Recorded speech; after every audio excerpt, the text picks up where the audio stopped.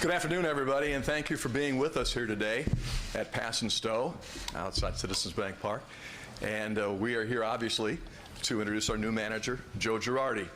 And at the same time, welcome Joe's family into our Phillies family, his wife, Kim, his son, Dante, and his daughters, Lena and Serena.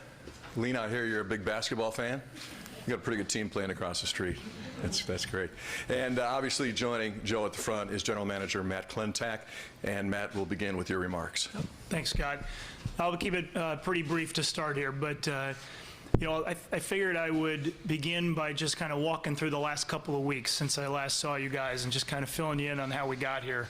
You know, flying back from California about 2 weeks ago, John, Andy, and I spent a lot of time together just talking about what we were looking for in the next manager of the Phillies, and we went through a variety of attributes that we thought were going to be really important, and we really came to the conclusion that one of the most important things was going to be to find somebody that had prior major league managerial experience. So when we touched down in Philly and began the search process, that was kind of where we started. And we were open-minded that if we didn't find what we were looking for, that we could pivot. But that was going to be a key for us. You know, through our process of searching for candidates and talking to various people throughout the game, it brought us to 3 candidates, which is, I think you all know who those 3 were, and those are the 3 that we focused on during the interview process. All 3 of those guys were incredible baseball guys, and I'm really pleased with the way the interview process went. But really, at the end of the day, one of those guys really stood out, and that was Joe Girardi. I think our press release covered a lot of this, and I'm sure you already knew a lot of it, but, you know, having had 10 years in a big market in New York like Joe did, with a World Series and 6 playoff appearances, his resume really speaks for itself. But beyond that, I can tell you that when we talk to people about Joe, people that he's known in his career, people that he's worked with, the players that have played for him, to a man or to a person, every one of them would begin that conversation talking about what a good person Joe is. And then at the end of that conversation, they would conclude with, and don't forget, he's an incredible person. And I think when you're betting on people, when you're making a hire like this, it's a pretty good move to bet on people, bet on a quality individual. And I think we are really getting one of the best. So in a second, I'm going to put the jersey on him, and we're going to hear from him. But please join me in welcoming Joe Girardi to the Phillies. Congratulations.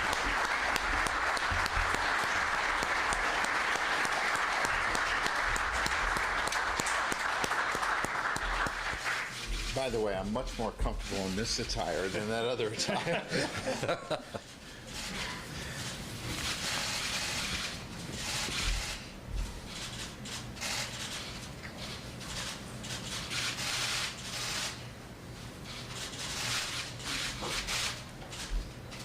Thank you. Nice job. Thank you. Yeah. So why do it from here? Or should I do it from here?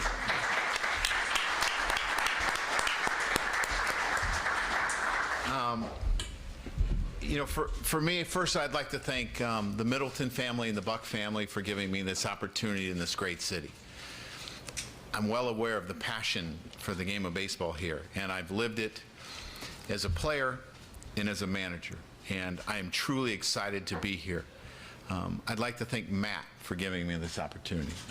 This is a special place, and you know, I started to look for signs where I might end up because I really wanted to manage again. And I started going through all these things, and I got calls from people, and it started triggering all these things that I thought about. I used to watch Larry Bowa. I grew up near Chicago when he was the Cubs shortstop in 1984, and obviously cheered for him a lot, him and Sarge, Gary Matthews. And then I fast forward to 1986. My lovely wife and I were just starting to date, and I went and watched the Phillies play the Cubs at Wrigley Field, and she got a home run ball hit by a Philly player, and we were in the bleachers, and it was before it was cool to sit in the bleachers, and someone else went to get the ball, and she stepped out his hand, reached and grabbed the ball, and I said, "Babe," and she's like, "Well, I don't know how many more chances I'm going to get a big league baseball." Well, you've had a lot over the years as we've been together, married almost 30 years here. And they've been so supportive. My wife, my kids, they've been through it all. They've been through winter ball and everything I've done. I think about other ties. In 1989, opening day, Chicago Cubs are playing the Phillies. I'm a Cub player. My first hit is off of Floyd Yeomans.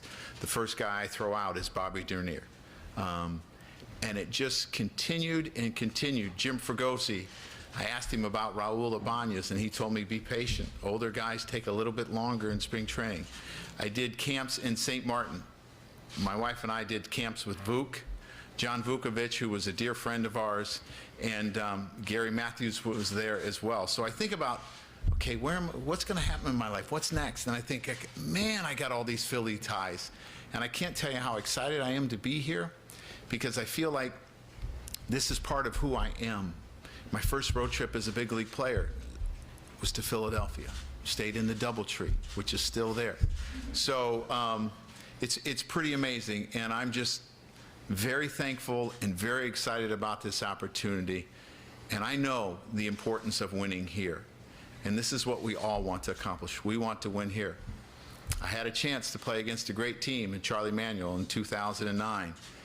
And it was a great place to come watch a game. And I got to tell you, the passionate fans of the Phillies were great. It was not easy fans to play against, and I want it to be that way for many years to come. Thank you, Joe. Before we get to your questions, I'd also like to introduce a couple of other folks in the room. Someone that Joe just mentioned, Larry Bowa, Phillies great, is with us. Hi, Larry. And also Phillies first baseman Rhys Hoskins and his fiancée, Jamie, are with us. So great to see you guys here. Can I tell one other quick story? Yes, of course, Joe. So, I'm managing in 2006, and I'm with the Florida Marlins, and we're fighting like crazy. I mean, we were terrible in the beginning. We were 11-31. We got back to 500. We're fighting for a playoff spot, and my son is 5 years old, and he loves this big slugger on the Philadelphia Phillies, and his name is Ryan Howard, right? And he says, "Dad, do you think you could get his autograph for me?" And I'm like, "Yeah, sure, I think so." I send the ball over to the clubby. right? And Ryan Howard, I think at this point, it's the last series, probably had like 13 home runs against us in like 16 games. Absolutely was killing us. So I text, and the first game that we played in that series, I think I walked him like 2 or 3 times. I said, not facing this guy anymore. So I sent the ball and asked the club, he'd ask him, ask Ryan if he'll sign that to my son Dante. So he sent the ball over and he says, I will sign the ball if you stop walking me. Pretty clever. I sent the ball back over and I said, I will stop walking you if you stop hitting home runs against them. I eventually got the baseball. So Ryan, thank you. We do have a microphone at either side of the room, so please raise your hand if you have a question, and we'll start with Rob Motti. Joe, you were the overwhelming people's choice here in Philadelphia. How aware are you of your popularity in the city? What does that mean to you? And what made the Phillies so attractive over other teams that you interviewed with? It means a lot to me that the fans are behind me and more important, what the organization did. And that they believe in this club. And what's so attractive about this club, you gotta understand, I grew up in the era of playing against the Phillies in the 90s when they were great. Guys like Darren Dalton and John Kruk, who ran me over in 1991 and broke my nose and visited me in the hospital as I was going through that. I'm well aware of the importance of winning in this town. I had a chance to play or to manage against the team in the 2000s that was great. And so you think about the 90s, they were great. The 2000s, they were great. And this team has a history of being successful. And I'm selfish. I want to win. And that's why I came here, because I think there's a great opportunity to win here, because you have dedicated ownership, you have a dedicated general manager and front office, you have dedicated fans that support this club that want the same thing. Okay, we'll go to the other side of the room. Just try to mix and match. Oh, you have one already? Bob? I'm on this side, Scott. That's fine, Bob. Go ahead. Joe, you've been described a lot of different ways as a manager, and just in the last few days, people have read a lot of things about what kind of manager you are. How would you describe yourself as a manager, and what do you want to bring to this clubhouse and to this team in terms of the way you do things? I don't really like talking about myself. I think that's for other people to do. But I'm a manager who really cares. I care about people. And I understand the importance of baseball to so many different people that are involved in this, whether it's the ownership, whether it's the front office, whether it's the vendor that's working in the stands, or the ticket taker, or the security guy, whether it's the people that sit down every night at 7 o'clock and tune in to really is basically a soap opera. And I really started to learn the importance of us in someone's living room every night from my family. My mom was the youngest of 15, and a lot of her family were farmers, and they would look forward to every day being in the tractor and turning on the radio and listening to a game. And you understand how important you are to so many people's lives. And to me, I care. I care about everyone that's involved here. And I would say that I'm a manager that has the ability to adapt to the type of team that you have. People will say, well, what's your style? Well, my style is the type of team that we put together, and I will look forward to adapting to that. Megan? 10 years is a long time to spend, with one team. What was the biggest thing you took away from that experience that you feel like you can apply now to here in Philadelphia? I think the importance of winning and how you deal with that on a daily basis with your players, your coaches, front office, everyone involved, the fans. I really grew up in a city, in a sense, as a manager, being in a place that we were expected to win every year. And those are heavy expectations, but I've learned to embrace that. I love that. I want fans to feel that too, because I think that pushes us places, and I think that I want to be around people that are passionate, and I had a chance to do that. There were passionate fans in New York. There are really passionate fans here, and that excites me. Jim? Joe, I want to ask you about young players and analytics. Both are relevant in Philadelphia. They use analytics here, they're young players here. I'm sure you're aware at the end in New York, there were reports that you weren't connecting with some of the young guys. It's no secret. I was wondering how that criticism, did it fit, or did it bother you? Was it accurate? And there was also reports that you pushed back on analytics. I mean, can you talk about that as well, and in terms of the truth or fiction of all that? And Matt, did those important topics concern you? And did you probe them in the interview process? I think as a person, I'm always self-evaluating and things that I can do better. And nobody's perfect, and there's things that you're going to look back on and say, you know, I maybe could have done that a little different. I could have done that, you know. As far as working with young players, I love that. I went through it with the Marlins. I went through it with the Yankees as they went through a retooling process, and I felt that I was able to get the most out of those players. We were one game away from the World Series. So if there was a problem, it didn't show up in wins and losses. You know, that's the best way. I mean, as far as analytics, I mean, you were around enough that I was made fun of as being Binder Joe. I do embrace it. It is important to me because numbers tell a story over time. They really do. I'm an analytical guy that has an engineering degree, that loves the math, and they can never give me too much information. I think it's a tool that we use to assess players in so many different ways. Number one, how you get the best out of them. Number two, physically, are they healthy? I mean, there's so many things. Number three, can you change certain things that will make a player more successful? So those things all intrigue me.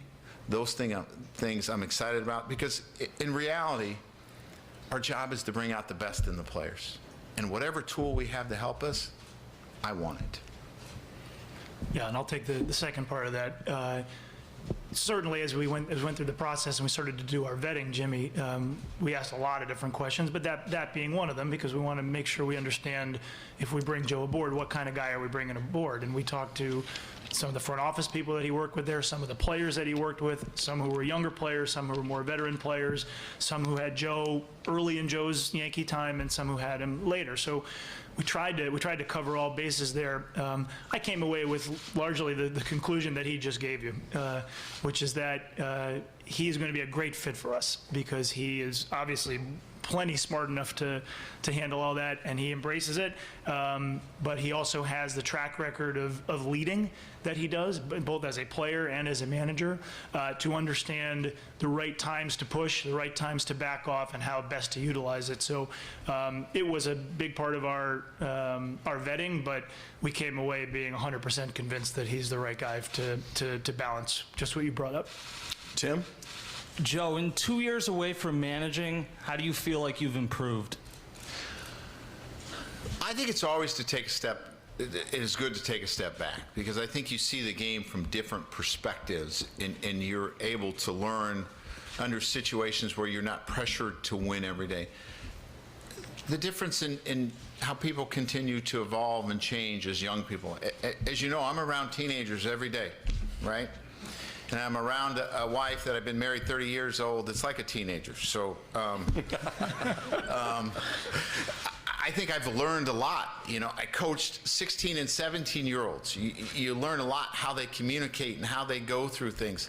I think it's also good to take a step back and to see the perspective from up high, and how the game changes, and the new tools that we are able to apply to evaluate players, but also to reevaluate the importance it is to the fans. Because sometimes when you're involved in it every day, you can kind of lose perspective, and you're worried about your job on a day in and day out basis, and you don't always see it from the fans' perspective. And I think that was important, that I got a chance to see that again. Kristen?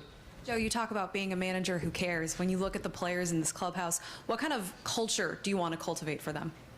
A winning culture, but a culture where there's trust in each other, there's trust in everyone that's involved, from the coaching staff to the trainers to the front office to the R&D department to ownership, that there's a trust, because relationships don't really flourish unless there's a trust, that there's accountability to the guy that's next to you, that he's doing his work and you need to do your work, and there's a responsibility to everyone involved. There's a responsibility to to grow the game in the city of Philadelphia and overall in baseball, that you take that responsibility that, hey, you know what?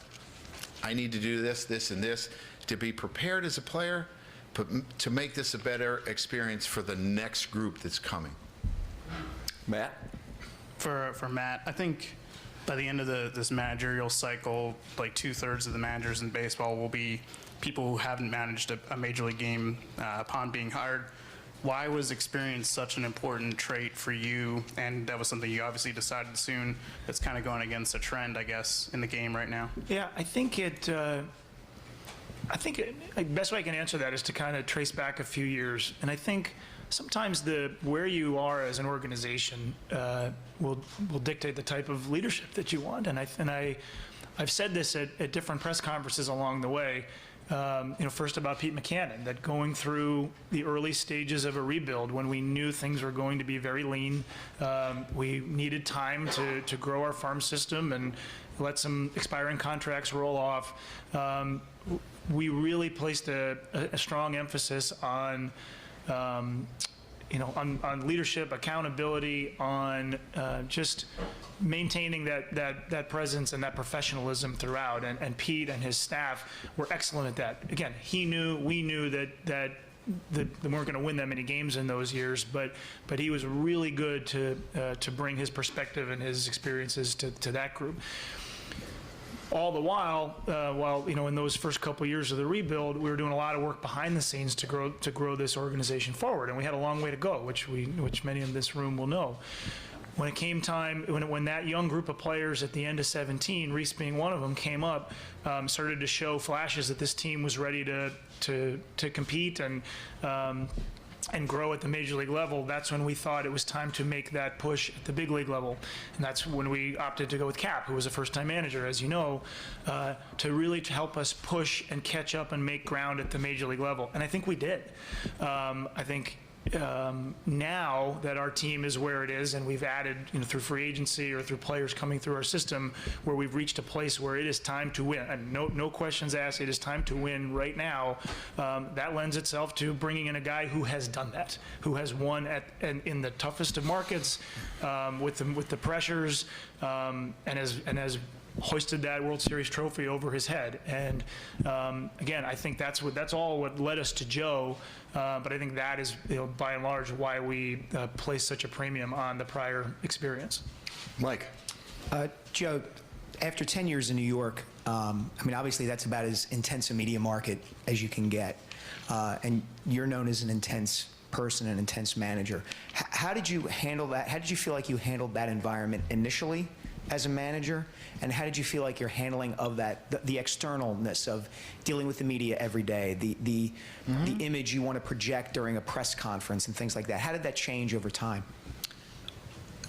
The first thing that I learned being in a managerial chair is how competitive your job is. I had no idea. And it was something that, as a manager, I was always honest. There were times I couldn't give people in the media everything that they wanted at that time because I didn't have all the information.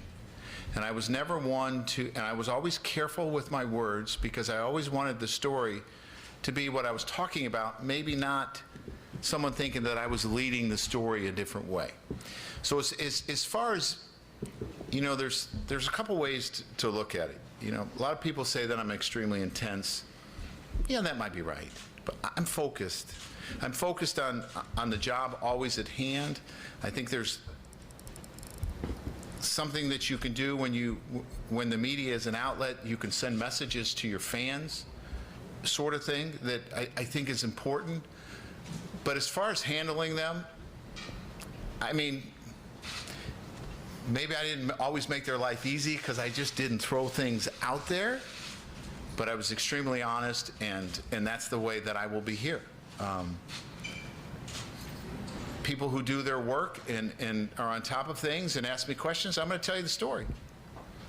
That's the bottom line. And I look forward to working with this market because again, I grew up playing against the Phillies, managing against the Phillies. and I understand how important it is here. And I'm not just going to give you things off a whim. I'm going to be extremely honest with you, and I don't play favorites. And I don't really do always, as much storytelling as some other managers, but I'm going to tell you the truth all the time. Brendan. Joe. Hi, Brendan. Hi, Joe. How are you? The Yankees just made it official that Larry Rothschild won't be coming back for next year to the Yankees. What would you think of him as your pitching coach? I thought he did a great job with the years. I think we were together either 7 or 8 years we were together. I thought he did a great job. I thought he did a great job there. I thought that, the game has evolved a lot, and Larry continued to evolve with how the game has evolved. And obviously, Matt and I have a couple positions that we need to fill, and we are going to talk about every name that is out there and get who we think the best person is for Philadelphia. Because, you start thinking about pitching coaches and hitting coaches, those are really two important positions. They handle as many players as anyone when you start talking about a coach. You have an infield coach that might work with 5 or 6 guys, but a pitching coach is going to work with 12 initially, and then it's going to become hopefully not 25 to 30, but that's the way our game has went. And from a position player standpoint, it's the same. So obviously I have close ties to Larry, and we'll discuss everything. Scott? Joe, 2 weeks ago when we had a chance to talk to John Middleton, he referred to, how far this organization's come in 4 years in terms of R&D and analytics. You touched on, your fondness for analytics and the use of it.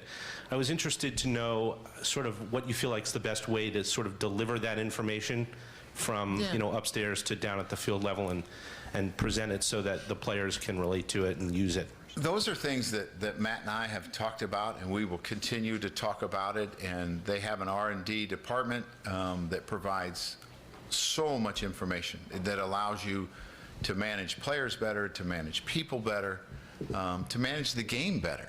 And there's a department here that is kind of in charge of helping disseminate the information. And it goes through coaches and it goes through players. And as far as there being a perfect way, I don't know if there is a perfect way. I think it's important to understand what players are looking for and what they understand. And the one thing that I've always felt is this is a game of reactions. It's not a game of acting, because if you act, things happen too fast, so you have to react. So players need as much information as they can handle that helps them perform their job to their best. And we'll continue to talk about ways to disseminate. I want to know everything, right? And I want my coaches to know everything and embrace it, and to be able to help the players. As far as who sits in on meetings, I'm open to that. Whatever, I haven't done it yet, so it's hard for me to tell exactly how it's going to happen, but I want it just to work to the greatest ability, and with all the information that we have, to be able to give it to the players how they understand it the best. Todd? Joe, in getting to know this Phillies roster, I'm sure you obviously studied up on them quite a bit, working at MLB Network in the past couple weeks. What does this team need to do in the offseason to add talent, and where do they need to add that talent to make the postseason in 2020? Well, I think there's areas that, Matt is and the staff is going to address. I mean, one of the things is bullpen needs to stay healthy, right? So when I broadcast a game, and I did maybe 3 or 4 Phillies games, when I broadcast a game, I watch every reliever to study the reliever. I watch the starter that I'm going to see that night for both teams. And so when Sir Anthony Dominguez comes in or an Adam Morgan comes in, I know what they have. I know how they like to pitch. I know if he's a 4-pitch guy, he's a 2-pitch guy, what he does, his swing and miss pitches, what they hit on. So every time I did a Phillies game, I did one in May, maybe June, August, there was a whole different cast of characters. It's really hard to survive when your bullpen doesn't stay healthy. So I think, obviously, addressing that is really important. There's starters here that I believe that have a lot of ability, and it's our job to get the most out of them. Whoever the new pitching coach is and the new staff is part of my job is to get the most out of them. And it's to continue to improve. And the greatest thing that you can have is competition at all positions. Guys trying to take each other's job. And I look forward to spring training because I think that's when you really get to see the whole organization, and you get to see that and you get to preach that. Look, this young guy's coming to take your job. You better continue to improve and do your job. So because we've been interviewing a lot, we haven't had a whole lot of time to sit down and talk about, okay, this is what we're going to try to do. But obviously, Matt is well aware of the areas that need to be addressed here, and we will do it over the next coming weeks. Just want to let everybody know that Joe is scheduled for an MLB Network interview on the field in just a few moments, so we have time for 2 more questions. Bob? Joe, there was a lot made when Gabe was here about rules, and Gabe wasn't a real guy for a lot of rules. He ran a clubhouse. That's the way he wanted to run a clubhouse. Do you have rules? I think I read that when you went to the Marlins, that you imposed a facial hair rule with the Marlins that the Yankees obviously have.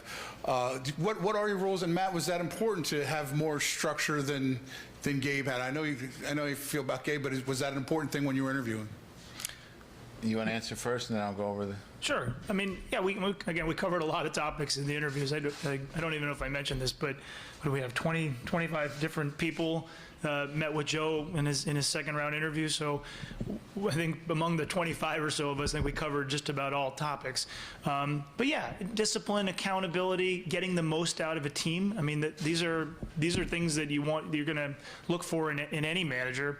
So those topics came up here. And again, what is helpful when you bring in somebody like Joe Girardi is that you don't have to ask him how he would do it. You can ask him how he did do it, and how you can look back at that and you can test that. You can ask other people about how he did those things. And, I said this earlier, but we came away extraordinarily impressed with the way he conducted himself in New York. He really connected with a lot of different people here and made the decision pretty easy for us. So as far as a list of rules, when you hand out a list of rules in spring training in the season, some of them are front office rules too, which are really important.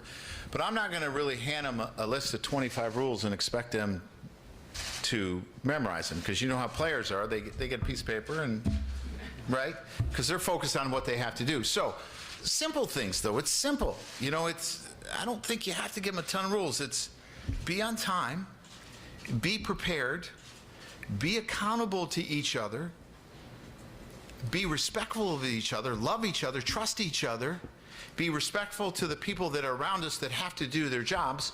That means you, right? No competing music. Now that's what, I don't mind loud music. I actually like loud music. But I don't want to hear one band playing over here and one band playing over there, because that doesn't sound quite as good. Right? So, there'll be rules about the training room, but it's, as long as you're on time, you're prepared, you're accountable, and that you're focused on winning, is there really anything else? Because you can encompass everything in those 4 rules. So, I was a player, and we got memos, right? And I knew what happened to those memos a lot of times. So, they will be reminded. They will be held accountable to the coaches. The coaches will do everything to make sure they're prepared and on time. And, there are consequences for your actions. There are. I want you to play hard, because I think sometimes, I think there can be a lot made of players when the perception is they don't play hard. And I've had to sit down players and show them videotapes of themselves and show them what it looks like. And there are guys that go to post every day, like Reese, and he plays 160 out of 162 games. There's going to be days that he gets frustrated, just like you and I, when things don't go right, or the kids get us up at 2 o'clock in the morning, and there's frustration in our lives, and you make an out, and you miss a pitch, and you slam a bat down and don't run as hard as you should. It looks bad. The perception is bad. So to me, that's more about controlling your mind than a player not really playing hard, or being lazy. It's being able to control your emotions in those moments when things don't go your way. Kind of like what we teach them, tantrums, right? They're just adult tantrums. And it's our job to help them not have those adult tantrums. The always mild-mannered Jamie Apodi will have the last question. I deal with tantrums all the time, as you know. Not my own. You just talked about your rules, and obviously that's going to be conveyed to your team. Have you talked to any of the players yet? And I'm sure you've thought about what you're going to say to them that first day of spring training or the first day you get them all together. And what is your message going to be to a team that, struggled to play up to expectations last year and is hungry for winning just like this fan base is? Yeah. As far as the players, I've probably talked to 20 to 22 of the players. I even text a young man that was in Indonesia, right? I mean, players go all over the place at this time of the year because they're not really working out and they're getting ready to start working out. And I've spoken to all the coaches that are still here and bullpen catchers that are catching coaches as well. So I have spoken to a lot of different people. So to me, the message is clear in spring training. We need to do whatever it takes to win. We have to trust each other. We have to love each other. We have to be accountable to each other. We have to respect each other. And it's our job to do everything we can to win on a daily basis because there's a lot of people counting on us. But there's also a teammate, there's a little boy and a little girl that go to the ballpark and are excited to see you do great things. So let's get it done. That'll wrap up this part of the announcement. Joe, again, welcome. Thank you for your time here. Matt, thank you. Joe has to go out on the field for the MLB Network interview that we talked about. In the meantime, Larry Boa is available for questions. Also, Reese is back there, and we'll be glad to talk with any of you. And Steve Mendel, who is the representative for Joe, who's been with him for an awfully long time, is so also one last available. story I want to tell before I go. My ties. Pete McCannon was my first manager in the minor leagues, right? And Pete was the guy that gave me the call that I was going to the big leagues when he was the field coordinator. And I asked him, are you kidding? Right? And he's like, yeah, you're going to the big leagues. Well, he sent me a text congratulating me. And if any of you are guilty of taking it, I want you to be able to tell him. He said, check for the change in the drawer, and he'd appreciate it if I sent it back. Well, it's time for us to change things up for a moment. And also, we should let you know that Joe will be back after he does his interview on the field for one-on-ones. And in the meantime, we have refreshments outside here at Pass and Stowe, so you're certainly welcome to go outside in the meantime. So thank you again, everybody, for being here. And as I said, Joe will return after the interview on the field. Thank you, everybody. Thanks, Scott. Thanks, man. I could take the sky away, calling out all my mistakes, 'cause you